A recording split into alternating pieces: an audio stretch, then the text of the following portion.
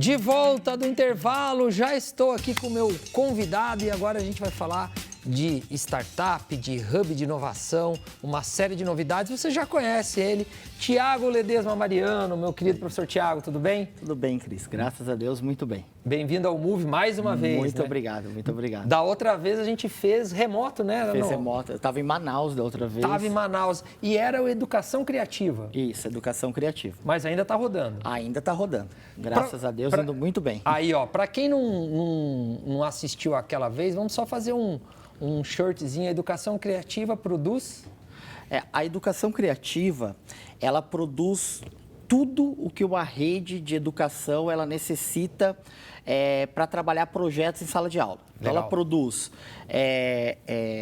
livro, material didático, software, hardware. Então, importamos hardware, metodologias, né, de impacto para a criação de projetos inovadores em sala de aula. Isso é qualquer período, ensino médio, ensino básico? Nós atendemos a educação básica, começando da educação infantil até o ensino médio. E agora nós estamos com as primeiras ações focadas no ensino profissionalizante. Olha só que bacana. Mas não é da educação criativa que nós vamos falar hoje. O Thiago, ele é um empreendedor nato. A gente conhece a história do Thiago, ele já passou no primeiro ciclo de aceleração da Hot Milk lá na PUC, né? Quando a gente ainda tinha os ciclos todos rodando lá. E hoje ele traz, eu vou dizer que é uma novidade aqui para a região, né, de Londrina, né? Mais precisamente em Cambé. É o primeiro hub de inovação de Cambé, Thiago? Dá para a gente dizer isso? Olha, Cris, no modelo que a gente está atuando hoje no mercado, se eu não me engano, nós somos o único do Paraná. Olha aí. Tá? Que estamos fazendo isso. A gente tem algumas ações que a gente conhece de algumas empresas que estão fazendo uma coisa parecida em São Paulo, e do resto do país eu não tenho conhecimento. Mas eu sei que aqui no Paraná nós somos os únicos que estamos trabalhando com essa estratégia, né? Que está aí na tela para vocês.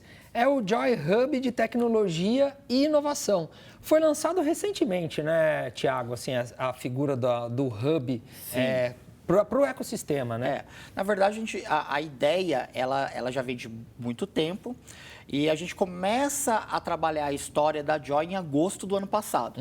Aí, quando a gente começou a fazer os primeiros negócios, isso começou a reverter numa situação muito favorável, então a gente começou a expandir. Então hoje nós estamos em operação em algumas regiões do país, com empresas diferenciadas, né, com tecnologias diferenciadas, e graças a Deus indo muito bem também. Então hoje a gente está aumentando, aumentando muito a nossa operação dentro desse contexto, desse universo. Solta a segunda tela para a gente aí, Gabi, fazendo favor, porque nessa segunda tela aí, ela dá uma visão macro da Joy, né? Você podia comentar para a gente, porque são várias áreas que a Joy atua, ela faz parceria, ela desenvolve, ela faz um trabalho bem complexo assim e bem importante, né, Thiago? Quando a Joy, ela tem uma história interessante, né? Como você falou, eu passei pelo primeiro ciclo de aceleração da Hot Milk.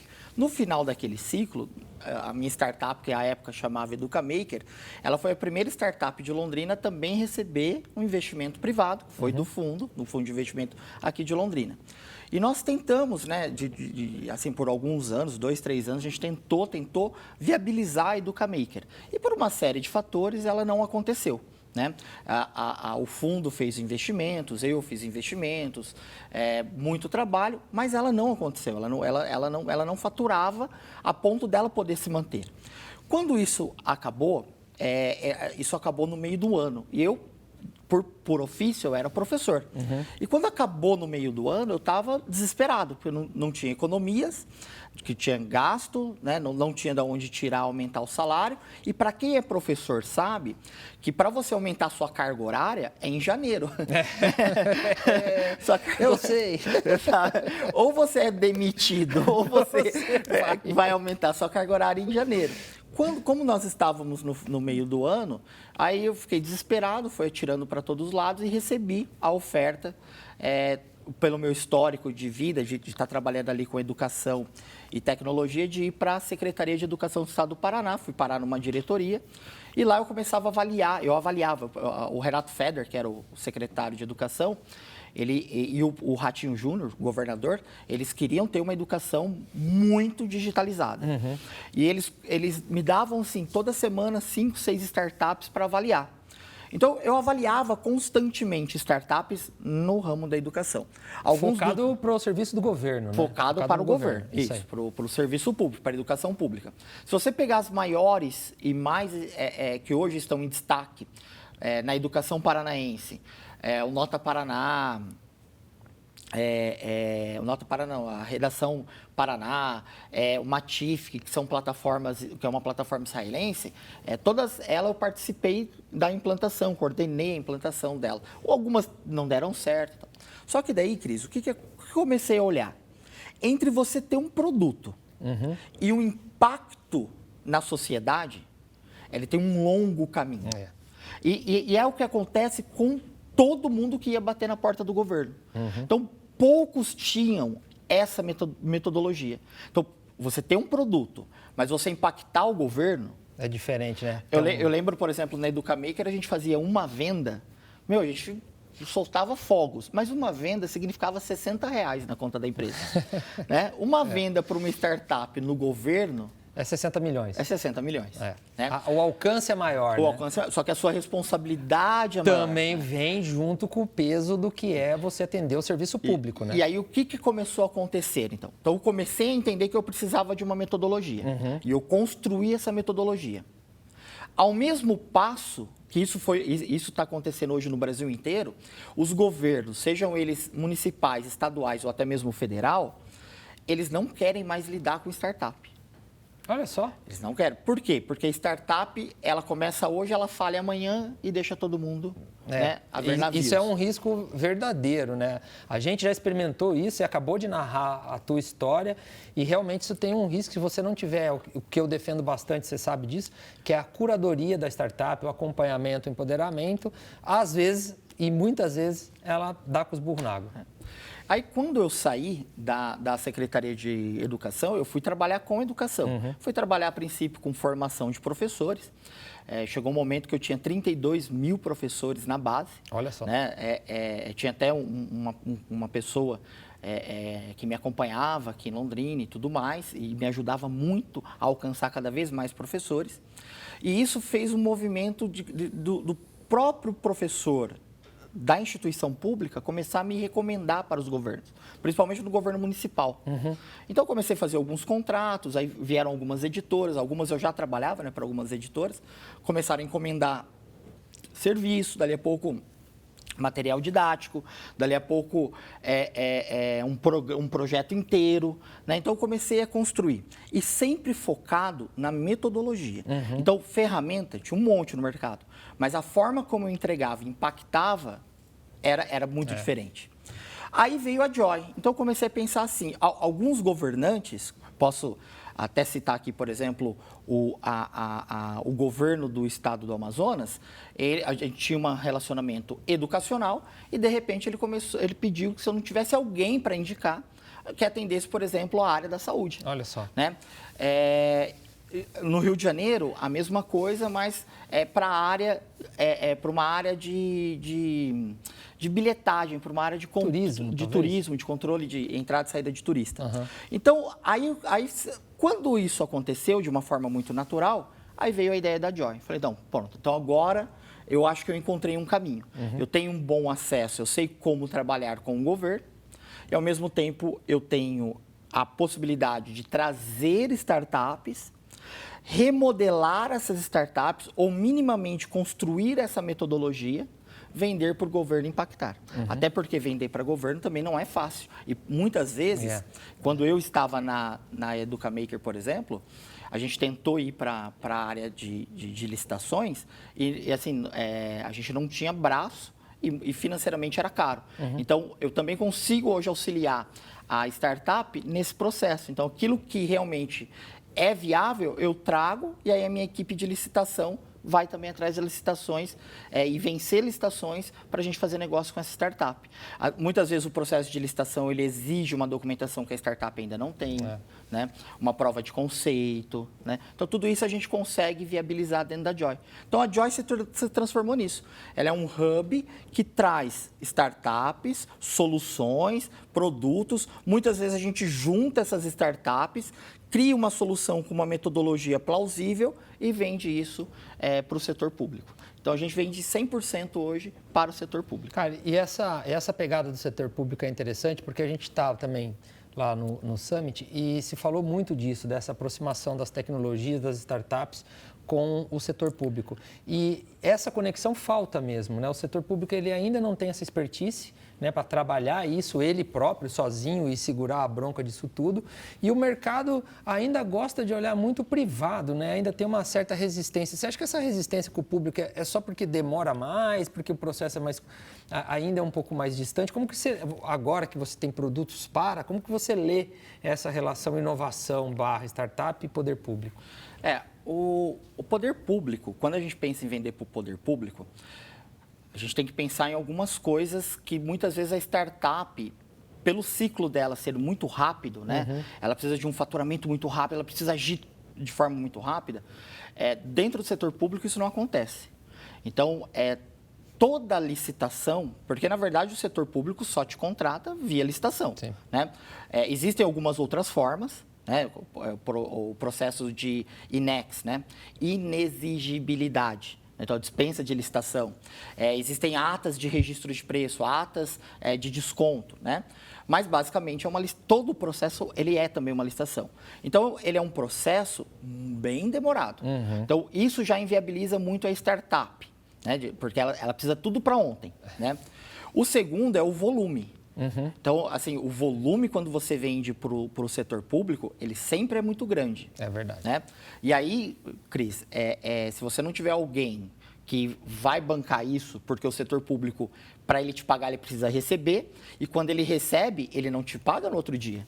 Às vezes, dependendo do processo, pode demorar 90 dias, 60 dias para pingar o dinheiro na conta. Então, você precisa ter essa estrutura que muitas vezes a startup não tem. É verdade. Aí você está atendendo 1 milhão de alunos. Nossa. Você imagina 10 pessoas o dia inteiro assistindo o vídeo, a sua banda lá, imagina sua conta. Para tudo, acabou. Sua conta da AWS no final do mês deu 100 mil reais. E daí? Caramba.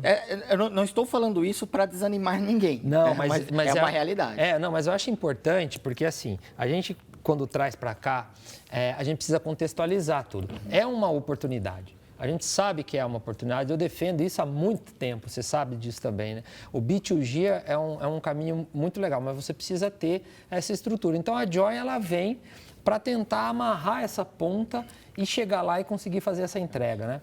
E tem vertical específica para a Joy, assim, mobilidade, cidades inteligentes, segurança, educação, saúde, ou vocês olham startups de qualquer segmento, desde que seja público? Nós olhamos qualquer startup de qualquer segmento. Nesse momento, nós atuamos em 4 verticais específicas. Educação é a principal, é onde nós temos os nossos maiores e melhores clientes. Saúde, que agora também, começamos agora uma operação aqui no município do Paraná. Puxa a próxima aí, que inclusive já vai ficar atrás da gente aí. Pode seguir, Thiago. Aí. Começamos uma operação agora aqui no município do Paraná, que também a saúde, a gente está com fila de espera de municípios, sabe? Aguardando algumas definições no sentido de quem vai vencer agora o edital para entrar. Então, essa também é uma vertical muito forte nossa. Infraestrutura, tá? Nós temos um produto em infraestrutura que também está indo bem. E infraestrutura, cobrança.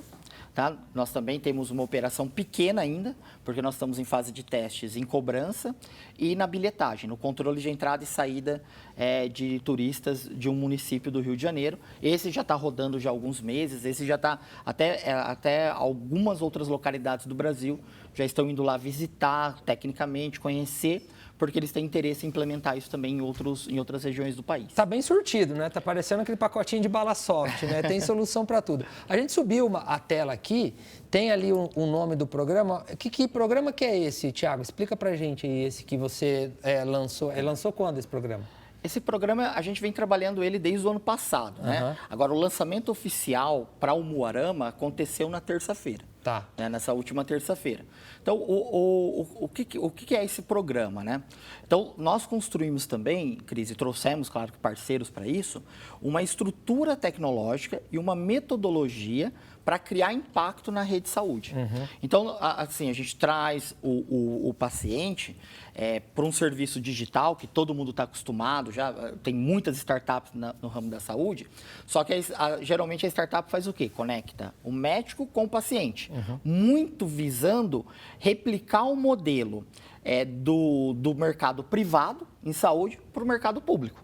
Né? Então, nós criamos uma metodologia, uma estrutura tecnológica que possibilita um atendimento digital, mas ao mesmo tempo humanizado. Um atendimento em que a pessoa, que é uma mãe, por exemplo, que acordou pela manhã e está com o filho com febre, ela não só o médico, para tomar uma decisão, não só precisa da anamnese, que é o relato daquele paciente, como precisa de alguns exames físicos, né? E isso, até então, só era feito lá no consultório. Então, a gente consegue fazer isso ou dentro da casa do paciente, ou até mesmo num ponto próximo à casa dele.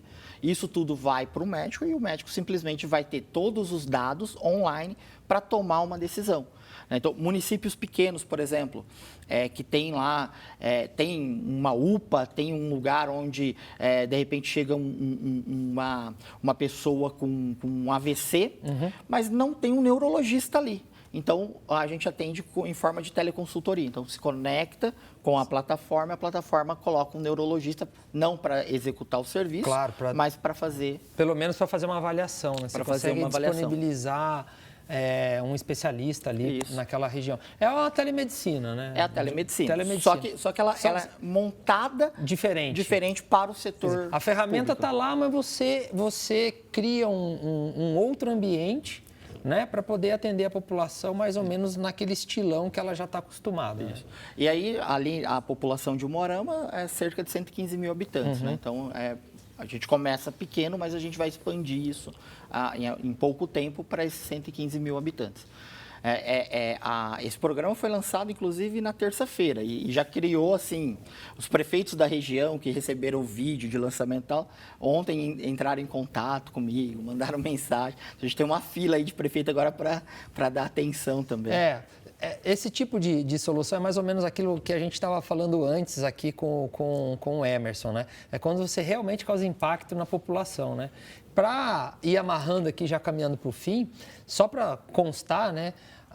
Um dos painéis que eu fiz lá no Summit era de telemedicina e surgiu um número bem expressivo, né? Que o mercado ele tende a crescer nos próximos 4 anos e chegar movimentando em torno de 300 bilhões de dólares. É óbvio que a gente está falando no mundo inteiro, mas boa fatia dessa a gente vai acabar vendo aqui. E como no Brasil o SUS responde pela maior massa de saúde, né? Nada mais justo do que você criar e viabilizar para o SUS. Próximos passos da Joy, Thiago, para a gente já ir caminhando para o fim. Olha, a Joy, ela quer ainda crescer muito mais do que ela é hoje, sabe? A gente quer trazer mais startups, a gente quer trazer mais soluções, sempre pensando no mercado público. Não que a gente não vá ter ações no privado, nós vamos, mas nesse momento a gente está focando e trazer um portfólio bem diversificado. Vou te dar um exemplo desse portfólio. Essa semana eu conversei com algumas semanas atrás eu venho conversando e já alinhamos o modelo de negócio com uma startup aqui de Londrina, que o foco dela é empregabilidade. E aí, dentro dos meus projetos de educação, com foco em empregabilidade, eu consigo agregar ela como um serviço a mais. Que legal. Então, assim, qualquer um que quiser conversar com a gente, que estiver disposto, quiser entender um pouco mais, quiser ir lá visitar a nossa sede. Você viu que a nossa sede acabou de ser lançada, hoje são mais de 500 metros de sede. Aí. A gente já está prevendo a ampliação para o terreno ao lado, é uma sede própria, construída com recursos próprios. Então, quem quiser ir lá conhecer, quem quiser bater um papo, alguma startup quiser apresentar para a gente, nós estamos aí. O Gabi, volta a tela do QR Code aqui, ó.